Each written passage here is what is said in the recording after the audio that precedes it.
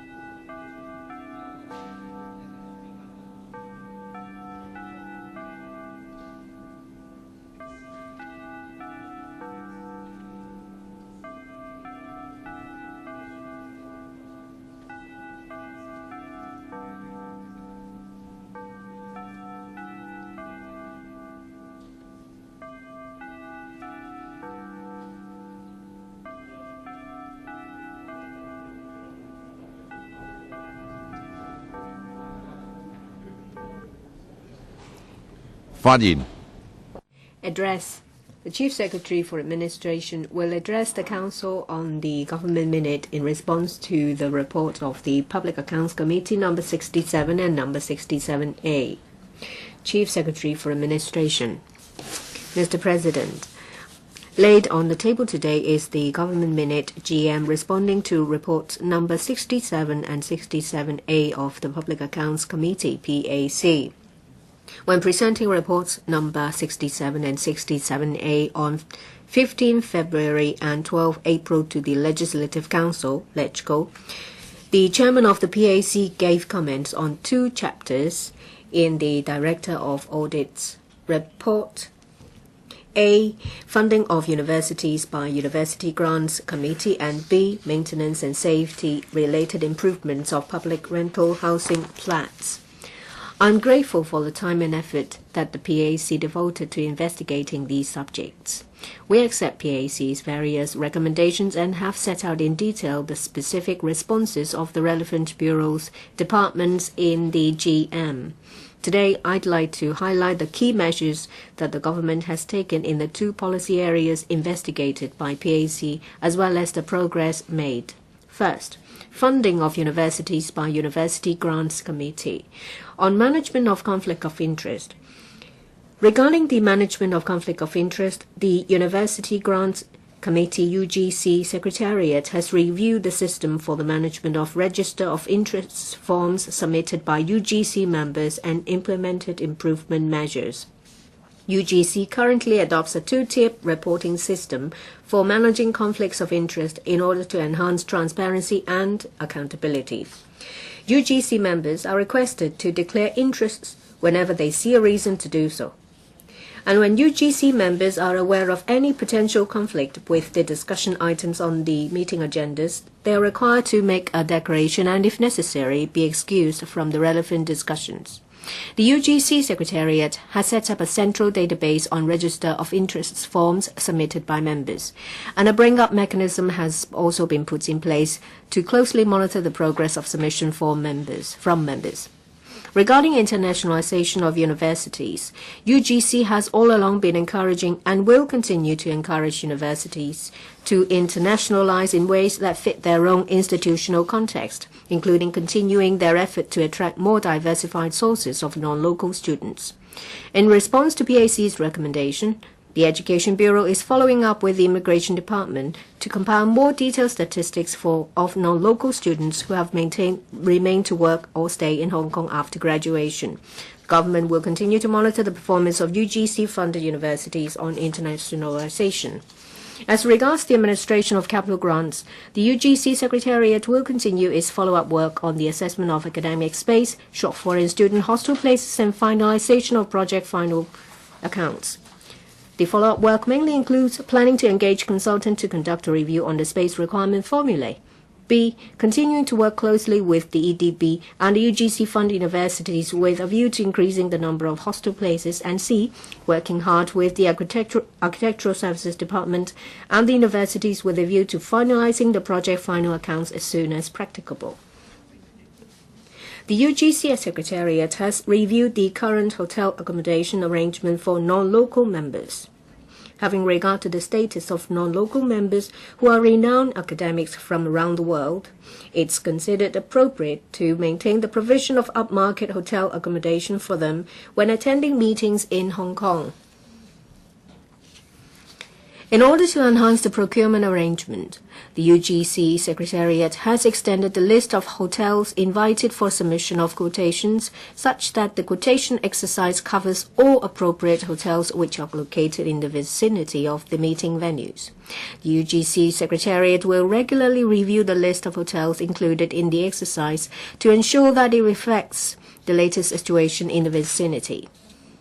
The UGC Secretariat has consulted the Government Logistics Department, GLD, and the Financial Services and the Treasury Bureau on the procedures for the procurement of air tickets.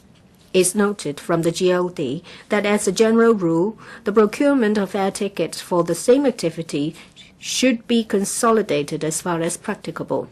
The UGC Secretariat has taken the advice of GLD and has put in place suitable arrangements in the procurement of air tickets. PAC and the Audit Commission have made a number of recommendations on the specific operation of UGCs, for example, research assessment, exercise, enrollment rules, rules of procedure for meetings, work on quality audits, way forward for formulating the tuition fee policy, etc. UGC and the Secretariat have implemented improvement measures and have been actively taking follow-up action with a view to further enhancing the internal operation. The progress of the follow-up action is set out in the GM. With regard to the maintenance and safety-related improvements of public rental housing flats, I agree fully with the PAC that the proper maintenance and improvement program is essential for maintaining a healthy and safe environment for the PRH tenants as well as for other stakeholders, such as workers, commercial tenants, and the housing department's staff. Most of the recommendations have been implemented or will be implemented. We are actively taking up follow-up action to further improve its operation and related works. The PAC report has recommended that the HD should take measures to ensure that minutes or meeting notes on all important matters are maintained.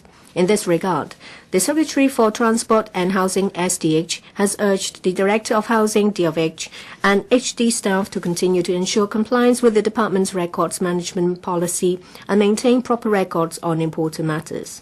For this purpose, in addition to periodic circulation of relevant circulars, guidelines and tips on records management, the HD has also organized seminars and invited representatives from the Government Records Service to talk about good practices for the management of government records. Since the excess lead in water incident, the HD has learned from the incident and introduced comprehensive institutional improvements to enhance its quality assurance mechanism and safeguard against risks. HD will make improvements in accordance with the views and recommendations in the audit and PAC reports with a view to exercising good governance in handling crises effectively.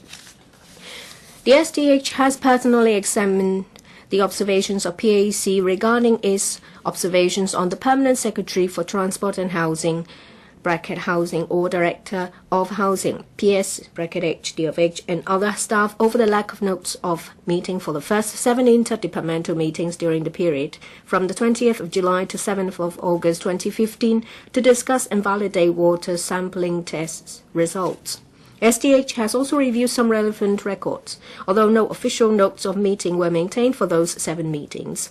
Some raw data and other relevant records, including emails, all along exist in the 4 departments. These were provided to and reviewed by the PAC, which did not find any evidence of cover-up. During the PAC hearings, the PSH and DFH acknowledged that the lack of notes of meeting for the first 7 meetings was an area that required improvement. He also accepted PAC's criticism and recommendations in this regard. Taking all things in totality, the lack of sensitivity of the PS of Housing DFH at the time about the need to prepare official notes of meetings did not amount in the circumstances to a matter of discipline or gross irregularity. The SDH has interviewed the Permanent Secretary of Housing, DFH, and pointed to his inadequacy and the need to continue to enhance the department's crisis management capabilities. The PAC and the Audit Commission have made a number of recommendations on the management of asbestos-containing materials, ACMs, in PRH estates. The HD has already implemented most of the recommendations, including the enhancement measures for updating and maintaining the ACM records and dissemination of ACM information. The Housing Department is well aware of the location of ACMs and has re-examined all ACM records. HD will also label all ACMs in PRH estates with new label design following Environmental Protection Department EPD's recommendations. At present, the HD has labeled the ACM staircase and lobby grills with the new design.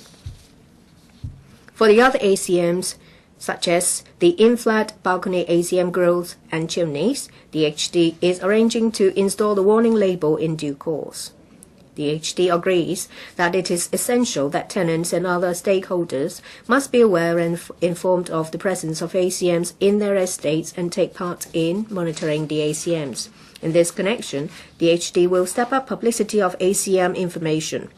The HD, in consultation with an established tripartite forum involving the EPD, Labour Department and the HD, is actively following up to enhance the management and monitoring of ACMs and will continue to review and optimize the ACM monitoring mechanism in existing PRH estates.